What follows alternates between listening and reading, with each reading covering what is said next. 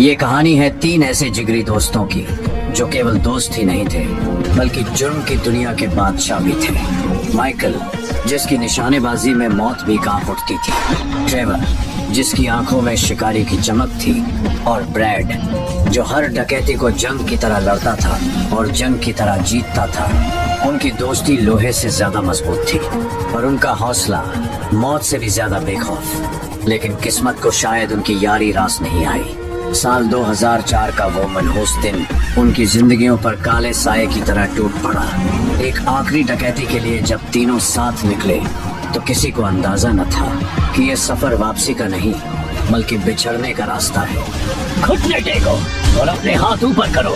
जरा भी हरकत की तो यही कहानी खत्म कर दूंगा। अब यहाँ के करता धरता हम हैं। तुम्हारी जिंदगी हमारी गिरफ्त में है। दरवाजा खोलो। अगर और वक्त जाया किया तो एक एक की गर्दन काट दी जाएगी। आखिरी चेतावनी है ये। हाथ ऊपर रखो। बमबारी के सहारे तीनों दोस्तों ने तहखाने का मजबूत दरवाजा उड़ा दिया और पल भर में तिजोरी का सारा पैसा समेट लिया। अपनी कामयाबी पर इतराते हुए वे बैंक से बाहर निकल ही रहे थे कि तभी एक नागरिक ने माइकल को दबोच लिया और उसकी छाती पर बंदूक तान दी। हथियार फेंक दो। मैंने तुम्हारा चेहरा देख लिया है और अब ये चेहरा तुम्हें सलाखों के पीछे पहुंचाएगा। इंसान रोजाना 1000 बातें भूलता है। समझदारी इसी में है कि आज इस चेहरे को उन्हीं फूलों में दफन कर दो। अपने मित्र को बचाने के लिए ट्रेवर ने बिना एक पल गंवाए नागरिक पर गोली चला दी। ट्रेवर उनकी दोस्ती की मजबूत नींव था, लेकिन माइकल को उसे धन्यवाद कहने का भी मौका नहीं मिला क्योंकि बैंक के बाहर पुलिस उन्हें घेर चुकी थी। तीनों फौरन गाड़ी की ओर भागे और उसे पूरी रफ्तार से दौड़ाया। वे पुलिस से बच निकलने में सफल तो हो गए, पर अफसोस उनकी गाड़ी टकरा गई। सौभाग्य से तीनों की जान बच गई और आगे का सफर उन्होंने पैदल तय करने का फैसला किया। लेकिन तभी अचानक ब्रैड को माथे पर गोली लगी और वह जमीन पर ढेर हो गया। माइकल और ट्रेवर अपने मित्र को इस हालत में देखकर हैरान रह गए। उन्हें एहसास हुआ कि पुलिस पहले से ही इस इलाके में मौजूद थी और अब हालात और भी भयानक हो चुके थे। भागो यहाँ से, ये सरकारी अफसर है। किसी ने जरूर पीठ में छुरा खोपा है। ब्रैड की सांसें अभी चल रही है, लेकिन अगर हम यहाँ रुके तो तीनों की धड़कन यहीं थम जाएगी। तभी गोलियों की बारिश हुई। एक गोली माइकल के सीने को चीरती हुई निकल गई। खून जमीन पर बहने लगा और उसकी आंखों में डर नहीं था, सिर्फ अपने दोस्त को बचाने की फिक्र थी। माइकल ने ट्रेवर से जाने के लिए कहा, मैं तुम्हें इस हालत में छोड़कर नहीं जाऊंगा। तब माइकल ने अपने करीबी मित्र को दोस्ती की आखिरी कसम दी। ट्रेवर ने सीने पर पछतावे का पहाड़ लिए, बंदूक उठाई और अपने दोस्तों की मौत से लड़ने लगा। लेकिन जब आखिरी गोली भी खत्म हो गई तब उसका हौसला टूट गया। वो मुड़कर भागा। पीछे 2 घायल दोस्त थे और आगे सिर्फ जिंदा रहने की मजबूरी। एक राहगीर को उसने हॉस्टेज बनाया, मगर ये ढाल भी बेकार साबित हुई। सरकारी अफसरों की तादाद आसमान की तरह फैली हुई थी। चारों ओर बंदूकें, चीखते सायरन और मौत की दहलीज पर खड़ा एक टूटा हुआ दोस्त। उस रात गोलियों से ज्यादा तेज आवाज ट्रेवर के दिल के टूटने की थी। लेकिन ये डकैती उतनी साधारण नहीं थी जितनी दिखाई दे रही थी। माइकल ने अपनी ही मौत का नाटक रचा और झाड़ियों के पीछे छिपकर अपनी ही कब्र को दफन होते देखा, जबकि ट्रेवर इस सच से अनजान था। 9 साल बाद माइकल ने पहचान बदलकर नए नाम से जिंदगी शुरू की, डकैती और लूटपाट की दुनिया से दूर। पर इसके बावजूद उसकी जिंदगी किसी अंधेरी काल कोठरी से कम नहीं थी। बच्चों की बेरुखी, टूटती शादी और रोज के झगड़े उसकी जिंदगी नरक बन चुकी थी। और ट्रेवर का कोई अता पता नहीं था, क्योंकि अपनी नकली मौत का नाटक रचने के बाद माइकल ने उससे कभी संपर्क नहीं किया और ब्रैड एक रहस्य बना हुआ था। इसी बीच 2 नए किरदार सामने आते हैं, फ्रैंकलिन और लमार, जो एक बेईमान वाहन व्यापारी के लिए काम करते थे। शोरूम पहुंचते ही उनकी नजर जिमी पर पड़ती है, जो कर्ज पर एक गाड़ी खरीदने आया था और यहीं से कहानी एक नया मोड़ लेती है। मैं अपनी बेशकीमती गाड़ी तुम्हें नहीं बेचूंगा, क्योंकि मुझे तुम्हारे लहजे में अक्ल से ज्यादा गुरूर नजर आता है। तुम्हें पैसों की तंगी है ना? पैसे की कोई तकलीफ नहीं, दौलत बेशुमार है। यही तो असली खेल है। अब ये इसे मीठे वादों में उलझाएगा और फिर इस मंदबुद्धि की पूरी कमाई निकाल लेगा। मुझे इस बकवास में कोई दिलचस्पी नहीं, मैं चलता हूँ। कुछ ही दिनों में वाहन व्यापारी ने फ्रैंकलिन को जिमी की गाड़ी वापस लाने का हुक्म दे दिया। कर्ज की तारीख अभी दूर थी, पर बेरोजगारी की बेड़ियों में जकड़ा फ्रैंकलिन मजबूर था। दबे पांव हवेली में घुसकर वो जिमी की गाड़ी चुरा लाया और शोरूम की ओर निकल पड़ा। तभी पीछे से उसकी कनपट्टी पर बंदूक तानी गई। पीछे बैठा था माइकल, यानी जिमी कोई और नहीं बल्कि माइकल का बेटा था। माइकल की आवाज में आग थी। उसने फ्रैंकलिन को शोरूम तोड़ने का हुक्म दिया। ये 9 मिलीमीटर की पिस्टल इस वक्त तुम्हारी किस्मत लिख रही है। शोरूम की दीवार तोड़कर अंदर घुसो, वरना तुम्हारा अंत यहीं तय हो जाएगा। माइकल के आदेशों का पालन करने के सिवा फ्रैंकलिन के पास कोई और रास्ता नहीं था। उसने गाड़ी मोड़ी और कांच तोड़ते हुए शोरूम में घुसा दी। शोरूम में माइकल ने वाहन व्यापारी को बेरहमी से पीटा, उसकी चीखों को अपने गुस्से में दबा दिया और उसे अधमरी हालत में छोड़कर चला गया। वाहन व्यापारी को सबक सिखाकर माइकल अपने घर लौटा, लेकिन दरवाजे पर खड़ा चेहरा किसी और का नहीं, फ्रैंकलिन का था। काम की तलाश में उम्मीद की एक आखिरी किरण लिए फ्रैंकलिन को देखते ही माइकल की आंखों में अतीत की परछाइयां उतर आईं। उसे अपनी पुरानी जिंदगी की झलक दिखी। बंदूक, बारूद, डकैती और उबलता हुआ खून। उसके दिल में एक अनजाना अपनापन जाग उठा। फ्रैंकलिन उसे जाना पहचाना सा लगा, जैसे कोई बिछड़ा हुआ साया फिर लौट आया हो। मेरी चौखट पर आने का मकसद है। काम की तलाश मुझे यहाँ खींच लाई। तुम्हारी दुनिया में मेरे लिए कोई जगह है? मैं अब उस खेल का हिस्सा नहीं हूँ। तो अब पूरी जिंदगी बंदूक की जगह पंछियों की आवाज सुनने का इरादा है? मैंने इस खेल में उम्र गुजारी है। खून और बारूद की महक में सांसें गिनी है। तकदीर मेहरबान थी, इसलिए मौत टल गई। अब मैं थक चुका हूँ। लेकिन उस दिन मैंने तुम्हें लड़ते देखा, मानो कोई मुर्दा कब्र से उठकर शहर पर कयामत ढा रहा हो। वो बस एक मर्द का फर्ज था। गंदी नाली के कीड़ों के खिलाफ स्वच्छता अभियान था।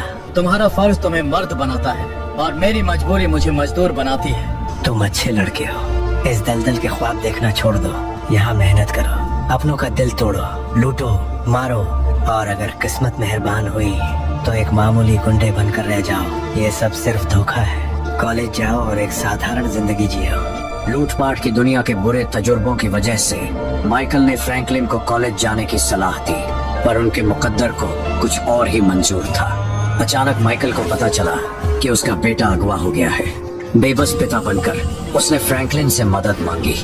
फ्रैंकलिन की शानदार रफ्तार और हौसले से जिमी बच गया और माइकल ने उस पर भरोसा कर उसे काम देने का वादा किया। लेकिन घर लौटते ही माइकल हैरान रह गया। उसकी पत्नी उसे धोखा दे रही थी। उसका सब्र टूट गया और उसकी आंखों में आग उतर आई। मैं उस दरिंदे को अपनी ही बीवी की इज्जत लूटने के पैसे दे रहा हूँ? दफा हो जाओ यहाँ से। माफ कर दो भाई, तुम्हारी बीवी ने कहा था कि तुम्हें हमसे कोई ऐतराज नहीं। अब मैं ऐतराज नहीं, सीधा तेरे जनाजे का इंतजाम करूंगा। मैं तुम्हारा सारा हिसाब चुका दूंगा। हिसाब अब तेरी सांसों की कीमत से होगा। ये चल क्या रहा है? कुछ नहीं, महज एक गलतफहमी है। इसने एक हरामजादे के साथ मेरे ही बिस्तर में शर्म की सारी हदें पार कर डाली। ऐसा कुछ नहीं हुआ। मेरा साथ दोगे? चल भाई, कमीने को उसकी औकात दिखाते हैं। माइकल के अंदर सिर्फ बदले की आग थी। फ्रैंकलिन के साथ वो टेनिस कोच के आलीशान बंगले तक पहुंचा, जहां उसके दिमाग में एक जबरदस्त विचार आया, पूरा बंगला मिट्टी में मिला देने का। मेरी गाड़ी के पीछे जो तार है उसे इस बंगले से कसकर बांध दो।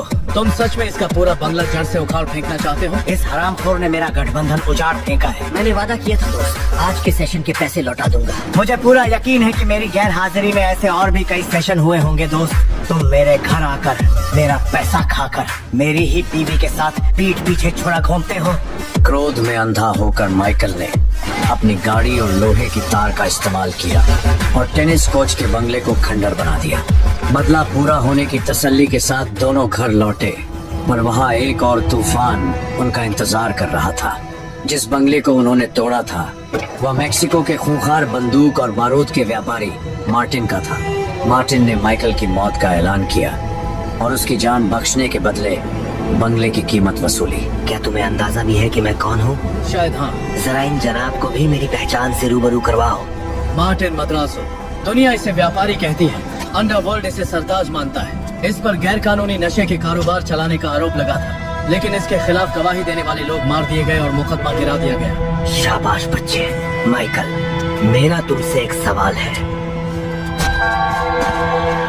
तुमने तूने मेरे शानदार बंगले को मलबे में क्यों बदल दिया? मुझे लगा उसका मालिक मेरी बीवी के साथ सो रहा था। एक टेनिस कोच के लिए वो कोठी कुछ ज्यादा ही शाही नहीं थी। उस वक्त मेरी अक्ल पर गुस्से का पर्दा पड़ा था। अब उसकी भरपाई तुम करोगे और मेरा अंदाजा है कि इसकी कीमत लगभग 25 लाख के आसपास बैठेगी। इतनी बड़ी रकम कमाने का रास्ता सिर्फ एक ही दलदल से होकर जाता है। पुराने दोस्तों से संपर्क करना होगा। मुझे थोड़ी देर सोचने दो फ्रैंकलिन। यही से माइकल की तकदीर ने फिर करवट ली और उसे उसी अंधेरी गली में वापस खींच लाई जहाँ से वो कभी जान बचाकर निकला था। उसकी किताब में पैसे कमाने का बस एक ही उसूल था, डकैती, लूट, खून पसीने से लिखा गया खेल। बीते बरसों में उसने अपनी उस खूनी जिंदगी से दूर भागने की हर मुमकिन कोशिश की थी। परिवार चुना, सुकून ढूंढा और एक शरीफ इंसान बनने का ढोंग रचा। मगर जब हालात गलत दबोच ले तो इंसान को वही हथियार उठाने पड़ते हैं जिन्हें वो दफना चुका होता है। मजबूर होकर उसने अपने पुराने साथी लेस्टर से संपर्क किया। एक होशियार और चालाक हैकर अपने मरे हुए दोस्त का स्वागत नहीं करेगा कमीने। मुझे यकीन था कि एक दिन तू मेरे घर जरूर आएगा, लेकिन मैं तो मर चुका था। मौत भी तुझे झेल नहीं पाई। अब मुद्दे पर आ, कौन सी मुसीबत तुझे मेरे दरवाजे तक घसीट लाई है? तुझे कैसे मालूम? उलझने ही इंसान को अतीत का दरवाजा खटखटाने पर मजबूर करती है। मैं कभी एक अच्छा दोस्त नहीं बन पाया लेस्टर। देर आए दुरुस्त आए। मेरे लिए काम करके अपनी दोस्ती का मुआवजा चुका देना। मुझे एक जोखिम भरा काम करवाना है और तुझे मेरी मदद चाहिए। दोनों फायदे में रहेंगे। मेरे पास और कोई रास्ता नहीं। खैर, मैं सच में शर्मिंदा हूँ। मैं तुझसे नाराज नहीं हूँ। ना तूने सरकार को मेरा नाम दिया, ना ही मुझे धोखा दिया। रही बात तेरी, मैंने भी तेरा राज दफनाए रखा कि तू किसी कब्र में सड़ने के बजाय एक ऐसी शादी में गल रहा है जहाँ तेरी बीवी और बच्चे तेरी कद्र नहीं करते। लेकिन इसी बीच माइकल को फिर याद आ गया कि उसने ये जिंदगी छोड़ी ही क्यों थी। क्यों उसने अंडरवर्ल्ड की राह से मुंह मोड़कर एक परिवार चुना था। जब उसका अपने ही बेटे से टकराव हुआ तो उसे एहसास हो गया कि ये लड़ाई सिर्फ सड़कों पर नहीं, उसके अपने घर के अंदर भी चल रही है। आपको जरा भी शर्म नहीं आई? वो मेरा टीवी था। जुबान संभाल कर बात करो। आज माँ की बात सच साबित हो गई।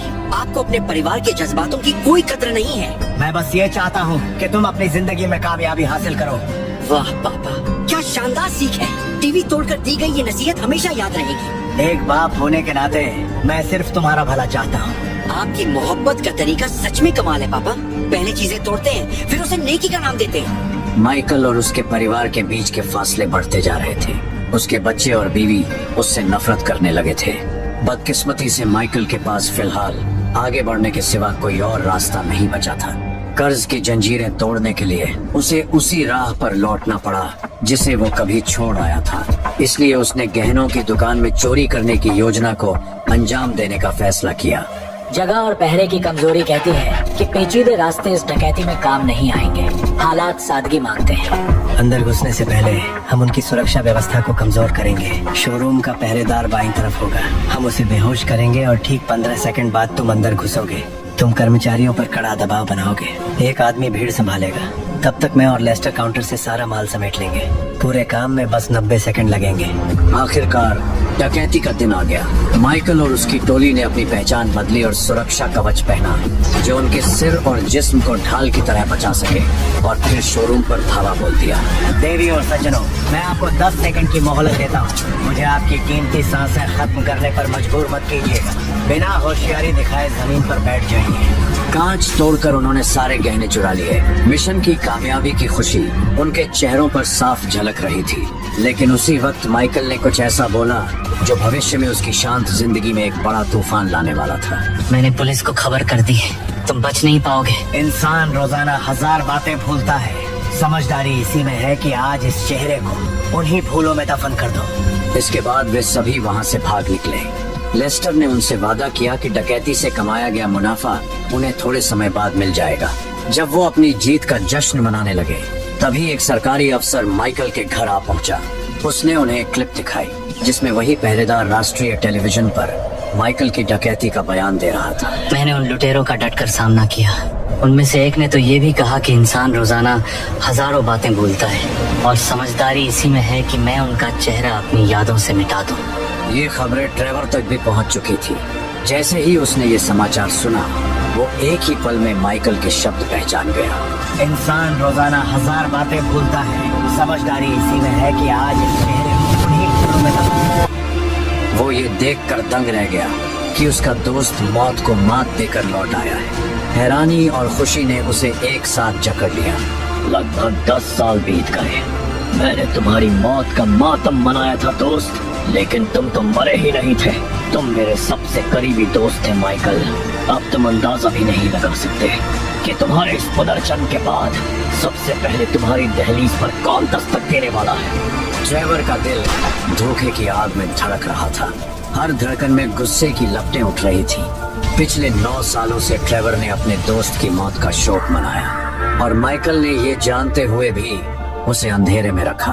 जो दोस्त कभी कदम से कदम मिलाकर चलते थे, हर जुर्म हर खतरे में साथ होते थे, जिनके बीच भरोसे का रिश्ता खून से भी ज्यादा गहरा था, आज वही रिश्ता धोखे की बुनियाद पर खड़ा नजर आ रहा था। ट्रेवर के लिए यह कोई साधारण धोखा नहीं था, बल्कि दोस्ती के नाम पर किया गया कत्ल था। लेकिन कहानी वहाँ खत्म नहीं हुई। ये तो बस 2 पुराने दोस्तों के पुनर्मिलन की शुरुआत थी।